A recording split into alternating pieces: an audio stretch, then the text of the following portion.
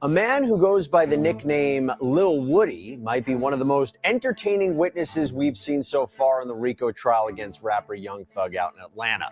And that's saying something. We have some of the top moments from Kenneth Copeland's testimony over the last few days. Verbal or life. Welcome to Verbal on Life. My name is Noel, battling MS, and I really wanted to cover this because this trial is amazing. And if you've been watching, Little Woody has been entertaining from the beginning. So as a witness, he is great. We're going to cover Woody top 10 moments. Let's take a look. Oh, and by the way, if you haven't subscribed, I'm up to 10,959 subscribers. Go ahead and subscribe to the channel and give this video a like so it can get promoted to more people. All right, let's take a look. Since the state's star witness Kenneth Copeland took the stand in the trial of rapper Jeffrey Williams, also known as Young Thug, and his co-defendants, there has really been nothing short of absolute drama. But honestly, what do you expect in this case with all of its twists and turns? I'm talking, of course, about the case where Atlanta prosecutors allege that Williams is one of the founders of YSL, or Young Slime Life, which they claim is a criminal street gang that has been terrorizing the city. It's part of a wide sweeping racketeering, or RICO, indictment where Williams and his co-defendants are charged with numerous crimes. The defense says that this is just a record label and there's nothing more nefarious that's going on. Now, this trial has been a little bit of a circus because, for one thing, it has been going on for what, almost a year and a half? And by the way, almost a year of that was jury selection alone. Well, now. And by the way, we all surprised that they haven't called it a mistrial with so many crazy things happening in the trial. We are seeing everything unfold here. It's like a movie, a real life movie. One of the witnesses that we had been anticipating and that we were looking forward to hearing from was Kenneth Copeland. He had been mentioned many times in prior testimony and was seen speaking with police in an interrogation tape that leaked online. He was supposed to be a star witness for the prosecution because he had previously told investigators that Williams was connected to criminal activity. But if prosecutors thought they were going to have pretty solid evidence in the form of Copeland's testimony, or it was going to be smooth sailing, they were disappointed. Why do I say that? Well, Copeland, who also goes by the nickname Woody or Lil Woody, was very uncooperative from the beginning. Before he was even called to the stand on Friday, June 7th, his attorney announced to the court that he didn't want to be there and he didn't want to testify. So, Your Honor, Mr. Copeland is here. I can state as his attorney that he intends to exercise his Fifth Amendment privilege against self-incrimination. He does not wish to testify in this trial. And I would ask, there is no other, he's not on bond, he's not on probation, there's nothing like that. I would ask that he be allowed to leave this courtroom without being compelled to testify. That's crazy. He wanted to leave. But Little Woody is the main person at the trial here who's going to put everything together. Okay, now the prosecution had given Copeland what's called use immunity. And that means that whatever he would say on the stand during this trial couldn't be used against him legally. Well, at least by the state. It seems there's some concern maybe on Copeland's part about whether he could end up with federal charges. But anyway, putting that to the side, when you're granted use immunity and the court compels you to testify, you really can't plead the Fifth anymore because your right against self-incrimination is essentially protected. What's your pleasure? And that's one way that they get a lot of people. Like, I'm not going to charge you on a state level, but federally is a whole nother conversation. And a lot of people fall for that. But I don't know. I think Little Woody's too smart for that. Say what? I said, what's your pleasure, sir? Do you wish to give testimony? I know you don't want to give testimony in this case, but you've been given immunity in this particular circumstance, use immunity. So are you going to testify? And it's a little bit sad that his lawyer doesn't tell him, like, listen, you're getting state immunity, but not federal. I mean, maybe he does. And that's why Little Woody is very careful when he testifies. Yeah. Okay. And Mr. Copeland, good afternoon. Do you want to be here? Ma'am, Do you want to be here? I'm here. Okay. Are you going to let me ask you some questions? Okay. How old are you? Grown. Okay. What does grown mean? I'm an adult. Okay. And when you say you're an adult, what number in years are you?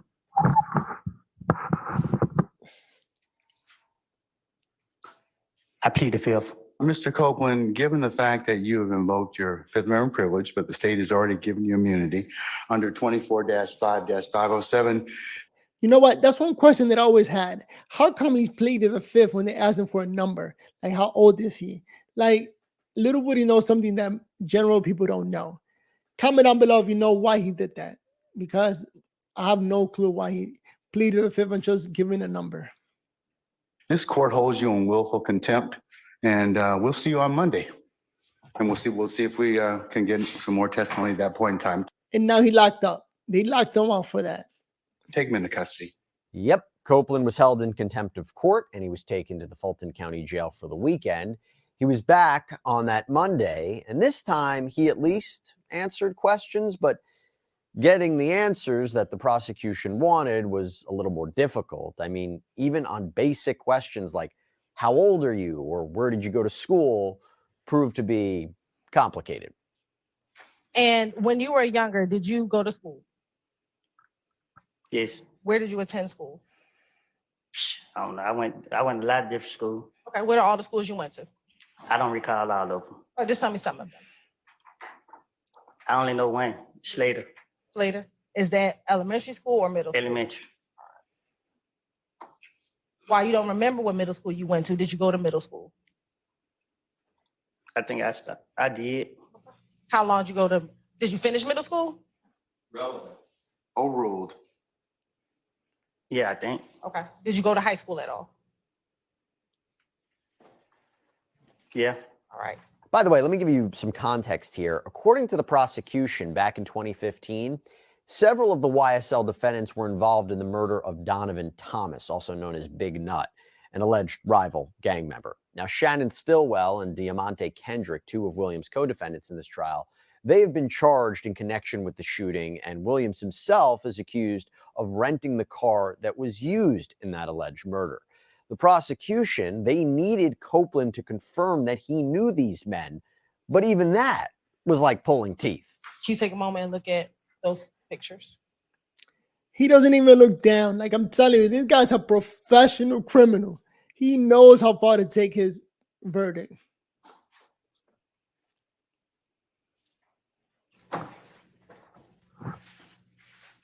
He ain't even touching them. He's been through this. Please look at those pictures. Do I have to look at them? Yes. Pulling teeth.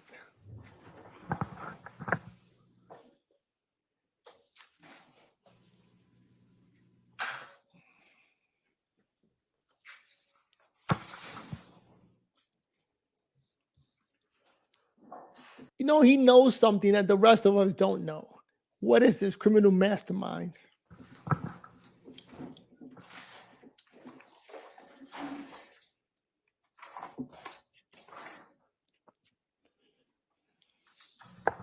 I'm going to start first with Stacey Exhibit 350 Yankee. Tell me if you recognize individual in Stacey Exhibit 350 Yankee.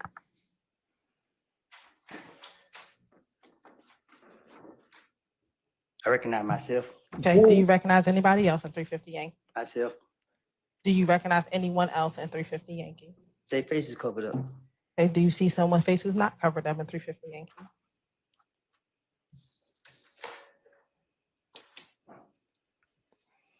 Yeah. Okay. Do you recognize who that person is?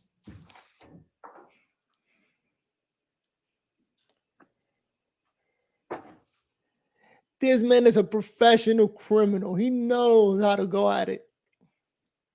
I can hardly tell. Okay. Is that Shannon Jackson? Your Honor, at this point in time, I'm turning to impeachment. Leading. Do you know someone by the name of Demekion Garlington? Street name, Little D. for sure. For How do sure. you know Little D? I didn't birth them. I'm sorry, say that again. I almost birthed them. You almost birthed him? Yeah. Tell the jury, what do you mean by that? I mean, he my son. Okay. And Let me ask you this. Do you know Yo, that's ghetto. I almost burst them. Street language, man. The man is doing a great job.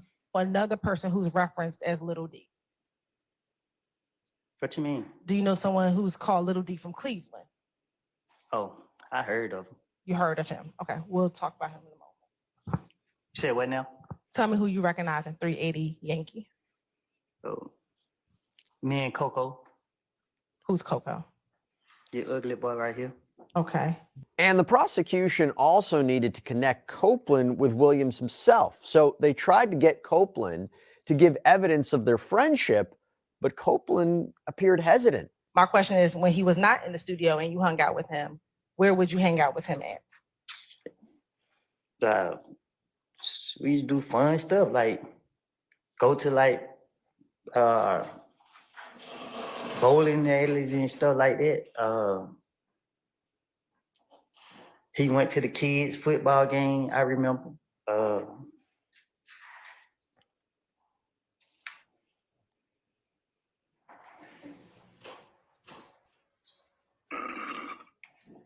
I've been to the club with them. I've been on shows, I meant, you correct that. You said on shows? Yeah, like when I watch him perform. All right. Now, Mr. Copeland and his testimony, or lack thereof, it had a bit of a ripple effect. Why do I say that? I say that because according to Williams' lead defense attorney, Brian Steele, he was told that the judge, the prosecution team, Copeland, and a stand-in attorney for Copeland were all part of an ex parte meeting, which is when they meet secretly in the judge's chambers, one-on-one with the judge. And that was a big problem. The fact that they had a secret meeting. And when Steele found out, he went all out. Defense is not present. And the defense argued that this was highly improper to have a private meeting with a sworn witness when they had no idea this was going on, especially when some of what Copeland allegedly said, namely that he would confess to being responsible for the murder of Thomas, or that the judge and prosecutor allegedly pressured him in that meeting to testify or face jail time. The defense said that that information we should have been privy to. Yep. Now, Judge Earl Glanville only wanted to know one thing from Brian Steele. How did you find out about this? How did you find out about this meeting? Steele wouldn't give up his information. He wouldn't give up his source. He cited privilege, that doing so would violate the Georgia bar rules. And so an angry Judge Glanville held him in contempt of court. He originally was supposed to report to jail this weekend to begin a 20-day stint over the next 10 weekends, but he was granted a reprieve by the Georgia Supreme Court, and he won't have to go, at least for now. We actually did a whole sidebar episode on this with some really great insight from Ben Shue, the lawyer for Johnny Depp during his defamation case. I encourage everybody to check that out if you want to learn a little bit more about this issue. But back to Kenneth Copeland. Caleb Bumpus was the stand-in counsel for Copeland's regular attorney who had gone out of town. And the allegation has surfaced, and based on Judge Glanville's statements in court, he seems to suggest that she may have been the one who told Brian Steele about this ex parte meeting. Yeah. Now, she and Copeland will have to appear at a show cause hearing in a couple of weeks to determine if they should be held in contempt of court. Yeah, I wonder how much trouble she's going to get in once they find out. Well, after all of this chaos surrounding the ex parte meeting, Copeland decided he didn't want Miss Bumpus to represent him anymore. Sir, Mr. Copeland, is it your desire to release your counsel at this point in time? She fired. She's fired? Okay. Crazy. But according to Miss Bumpus, she had already been fired before Copeland even testified. As you can see, this trial has been one surprise after the next. So now let's go back into Copeland's actual testimony. Assistant District Attorney Simone Hilton asked him to elaborate on the information that he had given to investigators during that interrogation in 2021 that I had mentioned. At the time, Copeland, a convicted felon, had been found with a gun during a traffic stop, and he was facing a 10-year sentence, but instead told the detectives about past crimes and crimes that he said were going to happen. The video, as I mentioned, was leaked online, and in it, Copeland also talks about Jeffrey Lamar Williams and how he would be willing to help get a confession from him. But A frustrated Copeland told Hilton he just told the investigators what they wanted to hear. And it's crazy that they didn't catch that. The fact that he was lying just to get out of it. He finessed them like he says. Did you tell myself and my colleagues, Ms. Love and others, about Little D and Shannon being in your vehicle the night of the murder? Huh? Yesterday, did you tell myself, Ms. Love, and a few of my other colleagues that Little D and Shannon were in the car with you the night of the murder of Diamond Thomas? I told you and them that what I told investigators in June, when Nut got killed, something different, because I was trying to finesse my way out of a situation. So I said, I picked up D and Shannon. D never told me nothing. I made it up to clear myself up. And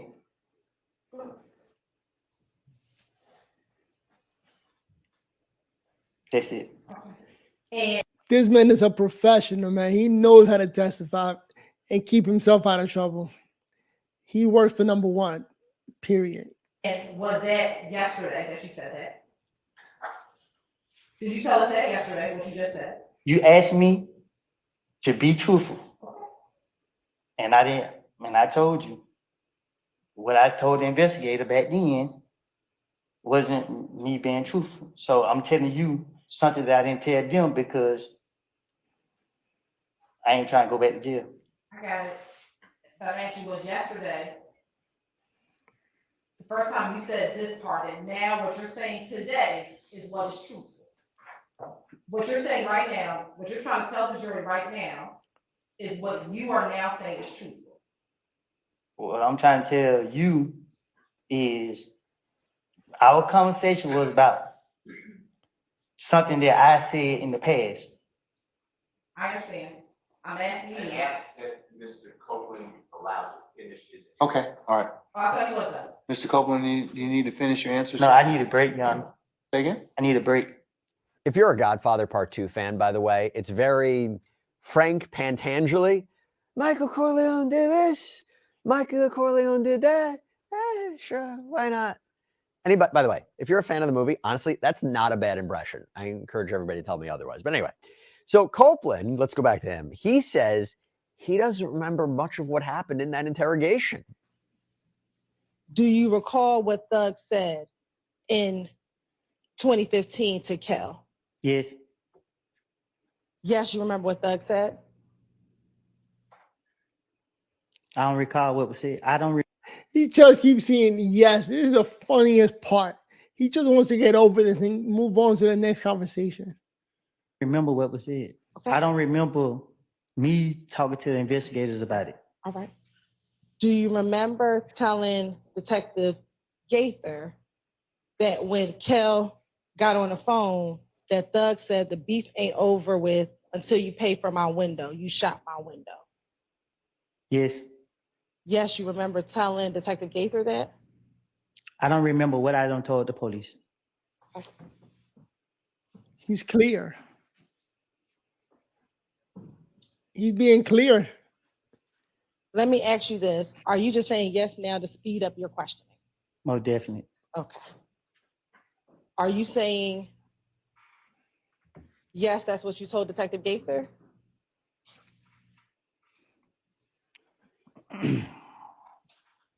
She don't want to hear it. I know I ain't complete school, but I think I'm speaking proper English. Ah, I told you, I don't recall nothing I said to no police. You keep sitting right here asking me the same question over and over and over and over and over. I'm tired of it. I'm drained. Okay. Well, if you would just answer the questions I properly. am answering the question. You asked me, I said yes, yes. You keep when I say yes, you ask me the same question over and over and over and over and over. But did you just tell the court or this jury that you're saying yes just to move the process along? I think I said it loud and clear. yep. So again, will you just answer the questions and we can move the process along? You keep asking, okay, yes. And while his answers were not quite what prosecutor Hilton seemed to be looking for, from a viewer perspective, you really couldn't look away. Did Thug ever speak with you about his relationship with Nut? No, Did you ever observe Thug and Nut together? I never saw those two together. I never been around those two together. No, it never crossed my mind. So how were you able to tell Detective Gaither that Nut and Thug was cool? Because they're questioning me and I'm trying to get them off of me. And she asked me questions about Nut and Thug, I guess. And I'm telling her whatever she asked me, let's say she asked me a question about the sky. I'm gonna say, yeah, I seen the sky. It's blue. Whatever she asked me, I'm gonna agree to that. I'm gonna say whatever she asked me. If she asked me about this reporter right here, I'm gonna say, yep, she's sitting outside me with white tennis shoes on. I'm gonna say something. Just because I want her to believe I'm telling her the truth. That I want her to get me out of jail. This man is being so honest. Like, he's just trying to be honest with her, keeping it real, but she still pushes. What, she has on white tennis shoes, don't she? Don't you got on white tennis shoes? She got on Chucks. Right, and they white, right? What color your shoes is? Okay. She got on Chucks. So you telling the truth. What color your shoes is? She said they white. Right, so you're telling the truth then. Well, it depends. So yes, Everybody's just laughing in the court, man. This is insane, man. Everybody's just watching the show like a freaking zoo. Crazy. Mr. Copeland is certainly one of the more entertaining characters that we've encountered during the course of this incredible trial, which is expected to last much, much, much longer. Just as I said, jury selection alone took almost a year, and the prosecution is only partway through its list of witnesses, and we haven't even gotten to the defense's case for the 6 defendants. But before we go, we want to leave you with another few quips from Kenneth Copeland during this week on the stand. I can recall 2014. I've been in jail so much. So once you heard the pop, pop, pop, do you remember what happened next? Yeah, I turned the radio down to see was I tripping. Okay. And once you turned the radio down to see if you were tripping, what do you remember happening next? Bullets hit my car. I don't know. I don't know. So you're saying you don't remember? And after court on Thursday, Mr. Copeland allegedly posted this on Instagram. Job, I'd seen on your application you said you never went to jail. Me, correct. I never went to jail. I was taken. This man is a genius. I would have never thought to answer something like that. Who would have thought? But that's crazy. Anyway, if you stuck around this long, make sure to give this video a thumbs up. And I want to keep reporting this to you guys. This is entertaining as hell. Copeland is going to be back in the hot seat once again on Friday. And of course, we will have a lot of the cross-examination. So we'll be seeing more of Lil Woody in the days to come. This trial, man, taking so many twists and turns that it makes you keep watching to see what's going to happen next. You know, who's going to get sent to jail? Who's going to be called? Is the case going to be called a mistrial? Or what's going to happen next? But Little Woody has done a great job just battling the lawyers. And the man doesn't even have a college degree, like he said. With that said, see you guys in the next video. Verbal or life.